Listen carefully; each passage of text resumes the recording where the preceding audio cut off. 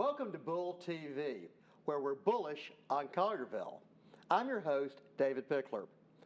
Bull TV is a monthly show that empowers, educates, and entertains while highlighting the citizens of Collierville and the Mid-South who inspire and deliver solutions for a stronger community. Bull TV is presented by Pickler Companies. It's proudly produced by the students at Collierville High School. We invite you to watch our show at www.bulltv.show, thebullnetwork.com, and CHS TV 19. New episodes air on the second Sunday of every month at 3 p.m. Central Time. On today's show, I sit down with longtime friend and inspiration, Diane Hight, who founded Forever Young Veterans in 2006. Join us on this inspiring episode as we hear about Diane's mission to help end the silent suffering of older military veterans. In this show, we'll learn about why Forever Young honors our veterans through trips of honor and how they can help change the lives of our nation's heroes.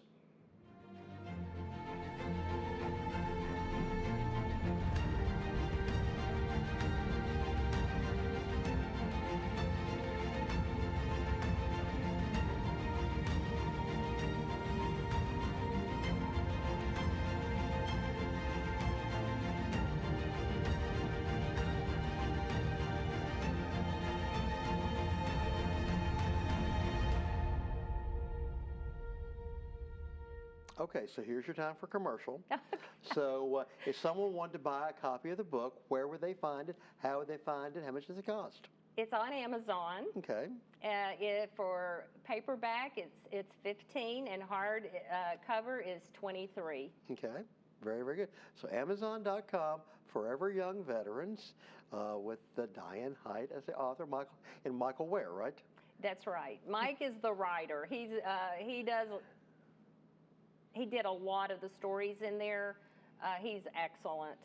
Well, that's great. Well, and the proceeds of the book go back to the foundation? Yes, it's just to help us honor our veterans and get them on our trips of honor and to do wishes for them. That is fantastic. We haven't talked about this, but when you take a trip to Washington, D.C., or to Hawaii or Normandy, obviously you've got to raise money for that. Yes. And about how much does it cost to take these trips, and where do you get your funding? Well, let me tell you, the cost has increased so much lately because, with the food and the gasoline, and it's been quite shocking to us. Normally, a trip is about $1,500 to Washington, D.C. Per person. Per person. And that includes everything, 3 meals a day, their airfare. But our trip of honor coordinator just sent us an email today going, all the costs have been increased. So I'm not sure how much it's going to be this time, but hopefully we can keep it around $1,800 per person. They don't have to spend a dime. Right. We pay for everything. It's all inclusive. Mm-hmm. And it shocks the vets. They say to me, I can't believe that people care enough to pay for this. They can't believe it. They would pay for me to do this. So when we go to Hawaii, we went to Hawaii for the 80th anniversary, and it was a little bit less, I think, because we were just coming out of the pandemic, and it was about $3,800, but usually it's more than that. Mm-hmm. It's usually about 1,000 more, so it's about $4,500, somewhere in there normally. When we go to Normandy or to Europe, it's very expensive. It's usually about $5,500. Wow. It's a lot, especially it depends on how many nights you stay, of course, and mm-hmm. things like that. So what are your sources of funding? Well, we have a gala. That's where we get most of our funds for mm-hmm. the year. So we definitely need people to support our gala. And when is your gala this year? It's the last Saturday in August. Okay, very good. So you can go to our website and find out all of the details. This is the opportunity to get the word out here now, Diane. Yes, go to our website and you can find out about our gala. We get a lot of funds from memorials, birthdays of our veterans, a lot of the family members support us because they believe in what we're doing, and some of the veterans, they believe in what we're doing, and they support us as well. So we have little fundraisers that we do here and there, but you can always go to the website and see what we're doing. And what's your website address? It's foreveryoungvets.org. Okay, very, very good. And that's VETS.org. Perfect. Now, what has been the most challenging aspect of your career so far? Well, normally a nonprofit's going to say raising money. Mm-hmm. That is a challenge for sure, because people are going to support you for a while, but they want to support other nonprofits too. So if you get someone to support you, they're not going to support you forever. And I understand that. I do the same thing. You know, you'll support one for a while, and then you go to someone else. So you have to always be finding new money. You have to always be looking for grants and things like that. So I think that is the most challenging. I had a passion. People who have a nonprofit, they have this passion. They don't realize they're going to be a fundraiser. I did not realize I was going to be a fundraiser either. But the thing is, when you truly love, like I love the vets, I'm not a fundraiser kind of person. So it's not easy for me to ask people for money. That's just not kind of the way I roll. But because I love my veterans so much, it has really forced me to do things that I wouldn't normally do. Because you're not asking for you, you're asking for them. That's right. So I get out of my comfort zone and ask people to help us get these vets. And we always get the money. I mean, I have had, you think, in 17 years, this is pretty good. I've only had a couple of sleepless nights. That's pretty good. That's pretty darn good. Where I've had $30,000 to raise in 6 weeks, and you're going, how am I going to do this? Diane, listen, I know you well enough to know that is no hill for a climber. Well, you know, you're just laying there going, oh my gosh, 6 weeks, $30,000, but we always get it. You always do it. We always get it. Well, you've talked about the Trips of Honor. There's also something called the Wish of Honor. And I know that, you know, when we first established it, it actually was called Forever Young Senior Wish Organization. Yes. And now it's obviously, you know, Forever Young Veterans. But you still do a Wish of Honor. Tell us about the Wish of Honor. We don't get as many wishes of honor like we do compared to the trips, but we still get them. One of our wishes that went viral, went all over the world, was when we went for the 75th of Normandy, and one of our D-Day vets that lives in Olive Branch, he came. We have a monthly meeting, by the way. And so he came to our monthly meeting, and he brings this picture of this sexy girl. Okay. But he says to me, before he shows it to me, I had this family befriend me when I was in France. Now, he was behind the lines. He wasn't up front. So he actually was in this one place for 3 months, which is very unusual, you know. So he was there for 3 months. He developed this relationship with this French girl, and he truly loved her. He really did. They loved each other. But he said to me, this family befriended me, and I would like to find the family. Now, there were younger brothers and sisters. I'd like to find out what happened to the family. Then he shows me this sexy girl. I was like, okay, T. I was not born. Diane's dating service. I was not born yesterday. I know you're not interested in the family. And he laughed, and he said, well, I would like to know what happened to her. And I said, well, maybe we can go there to this little village. And, well, I didn't know how hard all this was going to be because I had an acquaintance in Normandy. It just was just difficult. Well, then, because we were going to the 75th, we were working with a news station in Paris. Well, they called me because they were honoring another one of our Omaha Beach vets. And so I was talking to her about him. Before she got off the phone, I said, you know, I've got this vet that would like to find this girl. And she goes, oh, a love story. And she said, send me all the information you have, the pictures, everything. And I said, okay. So I sent it to her, and she called me. This was late at night. She called me back the next day. She'd already found her. Oh, goodness. One phone call. One phone call. She said, France is very different than America. Y'all all move around. We stay in one spot. And so we didn't tell him. It was very hard for me not to tell him because he was 98 years old. Mm-hmm. And I just thought, oh my goodness, he's 98. I want to tell him, but we were concerned and they didn't want him to know because they didn't want it to interfere with the activities of the 75th. Correct. And he'd be thinking about that. So after we had the ceremony, he thought he was going to this little village. He thought he was going to meet with the mayor and find out what happened to the family. Mm-hmm. So he was on a train, and the news reporter said to him, KT, we found her, and you're going to be reunited with her very soon. Wow. And the thing is, most World War II veterans are pretty reserved. Pretty stoic. Not him.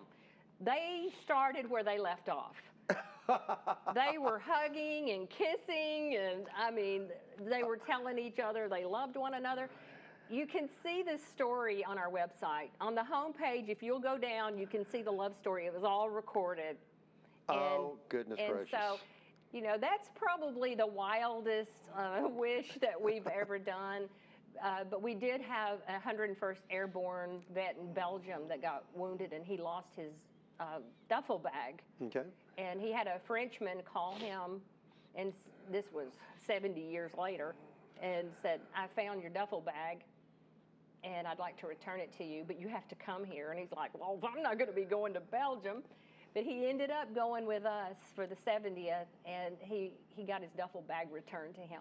Very so cool. So it was really special, too. So, and they're all kinds. We get some really tiny little wishes that people want, and then we get big things like that. That's fantastic.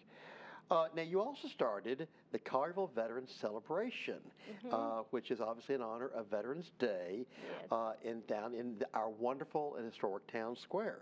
And I understand that you're celebrating the 14th year Yes. of doing that. Tell us a little bit about this event and how the town of Collierville is able to partner with you as y'all together honor and celebrate our veterans. I love this event so much. I was driving down through the town square, and I would just see that gazebo and go, oh my gosh, this would be the most perfect place for a ceremony for our veterans. So they didn't have anything like that. Right. And so I just asked the town, I said, could we please have a veterans ceremony or celebration or something in the square? And they immediately partnered with us. And it's so much fun. You talking about old-fashioned hometown event. It is this one. We have, everything's free. We have hot chocolate and coffee and snacks. We have the Girl Scouts and Boy Scouts. We have the bands from Collierville. I mean, it is a Collierville event. And just to see all the young people there with our veterans, wow. It's one of my favorite events of the year. I love it. That's fantastic. You've done so much. What would be the best career advice that you would give those of our viewers today? You have to do something that you love. That doesn't mean you have to do it for your career. Right. But when you have a passion and you're able to do it even as a hobby, it energizes you and it makes your life better. We always take a medical team with us when we go on our trips. Yeah. And our doctor, one of our doctors, he said to me, he goes, my passion is music. And he's in a band. He's an amazing songwriter. He said, I'm a doctor to pay the bills, but I do my passion in music. And I think that is a perfect example. If we have to find our passion and our love, and we have to find a way to implement that in our lives, because we'll be happier. And you know what? When we're happier, everyone else is happier. Exactly. And our community is happier. Everyone is. Everyone wins. Love. You know, when we think about what you do, how can the people who are watching this show today help Forever Young? How can they be part of your cause? How can they help fund your cause? Well, of course, we always need people to sponsor our veterans for our trips, and we love to do that. You know, if someone's willing to sponsor one vet and kind of adopt them, that really makes a difference. And we've had people and businesses, in fact, sponsor a veteran, and they would have the vet come to their business. And it's really special for the vet when people in the community support them like that. But we also have a monthly meeting. I started this monthly meeting because we'd go on a trip and the vets would say, Diane, let's have a reunion. I'm going, I don't have time to do a reunion. So we just decided, let's have a monthly meeting, and it's just a real patriotic meeting. It's only 1 hour. We do it at Germantown Baptist Church. They're so kind to us, and they just allow us to come there. And the facility is so beautiful. We meet in the Faith Building. And so we have coffee and donuts. We meet the third Thursday of every month. And we have coffee and donuts from 10 to 10:30, and then the meeting is from 10:30 to 11:30.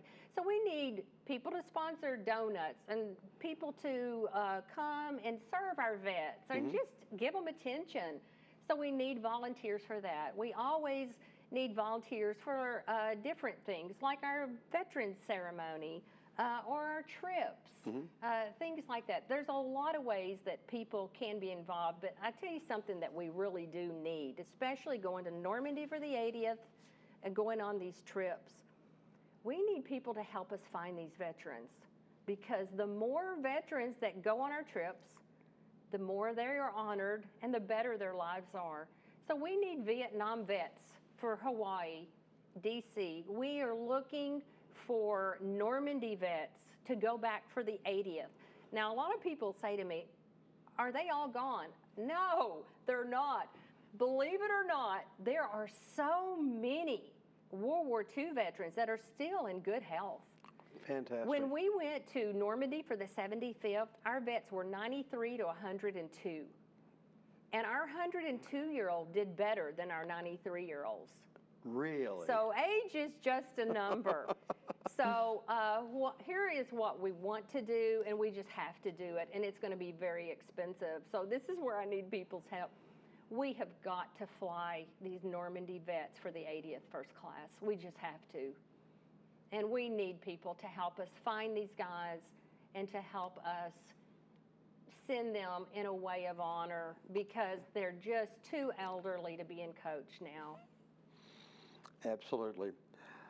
You know, the stories you've told, you talked about how Forever Young has helped change lives, has helped change and impact the lives of families in a very positive manner. How has Forever Young changed you? Because I get to hang out with the best people that ever lived on the face of the earth. They are family to me. And I think that's something I've really missed in my life with my dad, Diane Young. And being in the military, we were never with friends and family. So I've missed that. They are my grandparents, they're my parents, they're my brothers, my uncles. They have us in their homes. We're just a family. They've really changed my life for the better. That's correct. You know, this show is really all about Collierville and Colliervillians and people who, you know, have been such a big part of this community for so long. Is there one particular Colliervillian who's really had the greatest impact on your life? Can I give you 3 real You fast? can give them, absolutely. I'm granting you 3 wishes today. Thank you. Well, when I first started, Tom Brooks, remember Tom Brooks? Oh, gosh, yes. What a man. This is why I almost want to cry. I do. I just get emotional talking about it, because being in the military, you don't have the hometown networking that someone goes to school, they stay in their hometown forever. But when you go into a place, and my husband got hired by FedEx, this is not where we grew up. But when you have hometown people embrace you and become your mentor, it influenced my life deeply. Tom Brooks was one of those guys. He went to the Rotary in 2006 to speak. These people didn't know me. Tom Brooks became my friend. Another thing that happened at that same meeting, you know, when you start a nonprofit, you don't have any money. Kevin Vaughn, who did not know me. And you said something when we first started. And you said, in starting a nonprofit, the hardest thing is you have to prove you're credible. You have to prove to people that you're going to do what you say you're going to do. Kevin Vaughn didn't know me.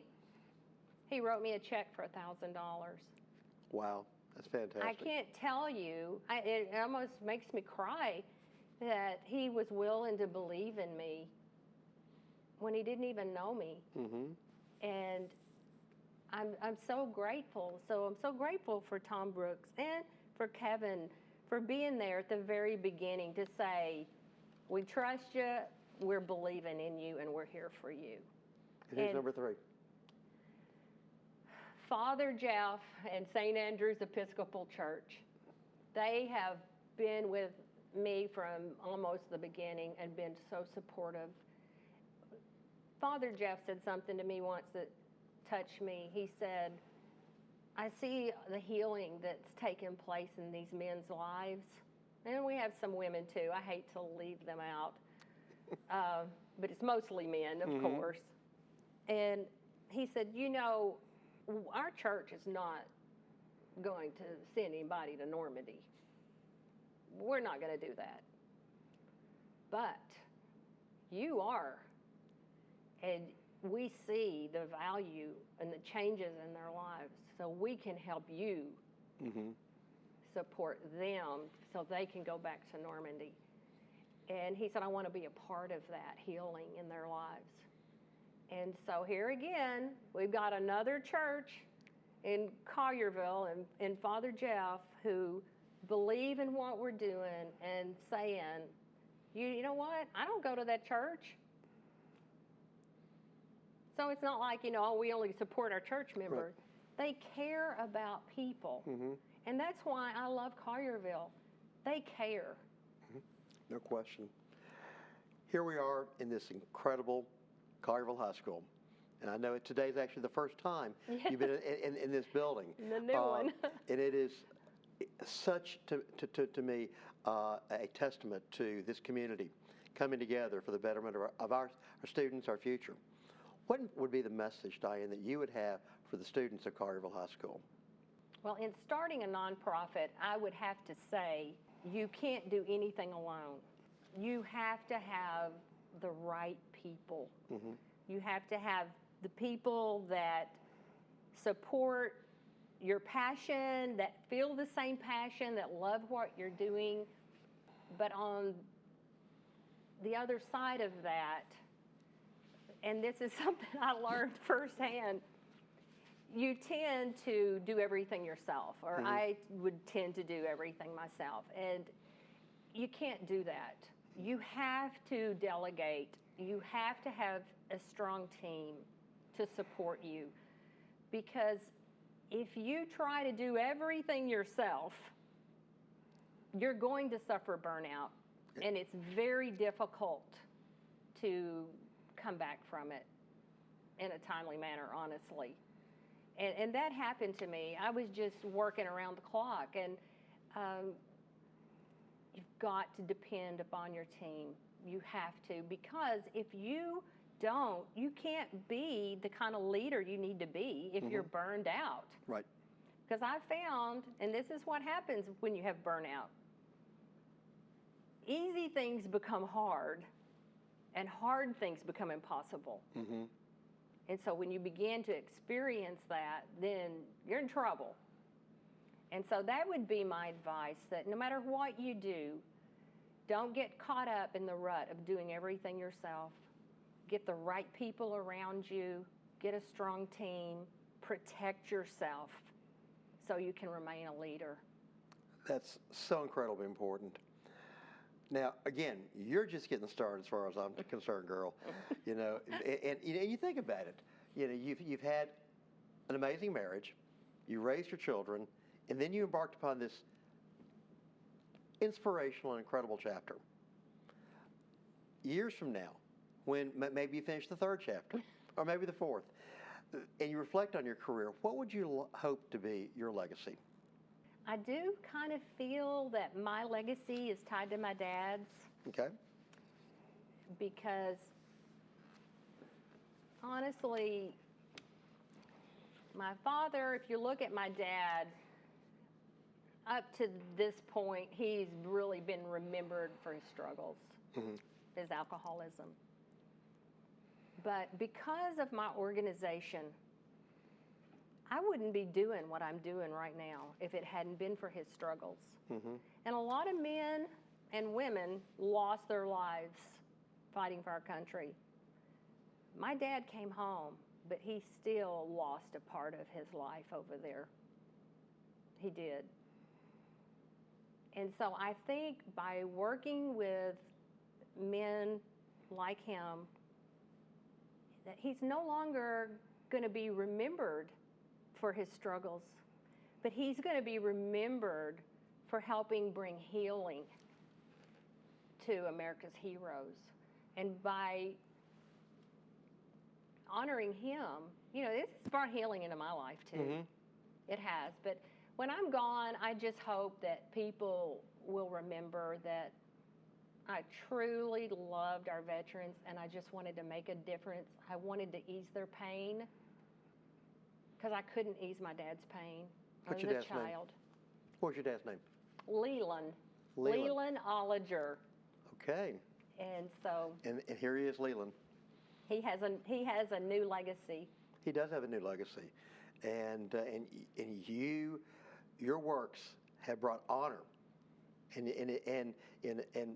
I don't want to sound like Field of Dreams, but eases pain. But you have created an opportunity for healing, for hope, and for wishes to come true, and that's something that I know.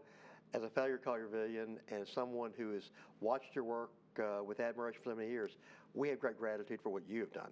Thank you. So, well, thank you for joining us and for sharing not only your story, but so many other amazing stories of the men who served, who sacrificed, and as you said, you know, even those who lost their lives, those who came home, they also lost a piece of them. They sure did. And you've helped them on their healing process. So what amazing testament and legacy for you.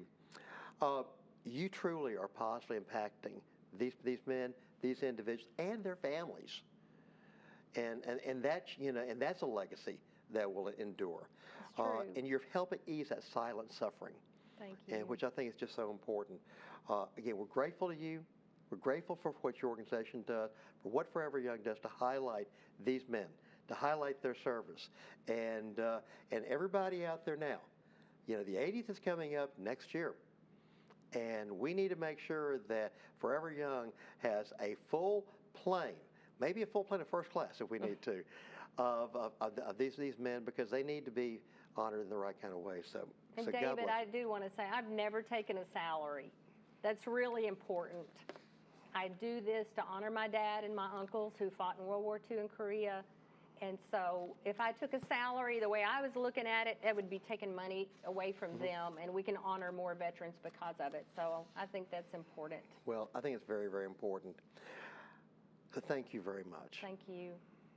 The great Indian American author Deepak Chopra once stated, "Gratitude opens the door to power, the wisdom, the creativity of the universe.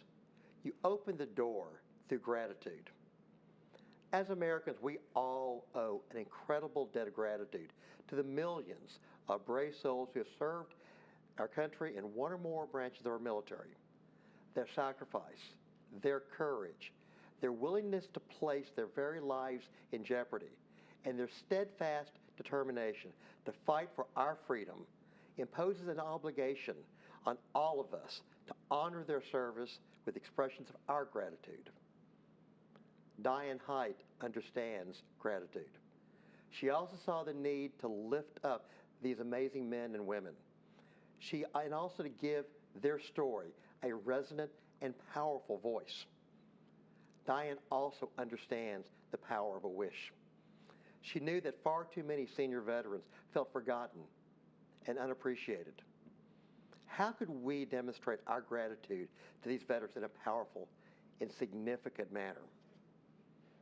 Basketball Hall of Famer Michael Jordan once stated that some people want something to happen. Some wish it would happen. Others make it happen. Diane Hight made it happen. She channeled her passion into creating and building an organization that could transform wishes of hundreds of senior veterans into reality. Her work is a living, breathing manifestation of her gratitude. Her life is a testament to the power of a wish and how one person with a dream can build a life of purpose and significance. May God bless Diane Hight and everyone associated with the incredible work of Forever Young Veterans. And that is my 2 cents. Until next time, I'm your host, David Pickler. Thank you for watching Bull TV, where together we deliver solutions for a stronger community.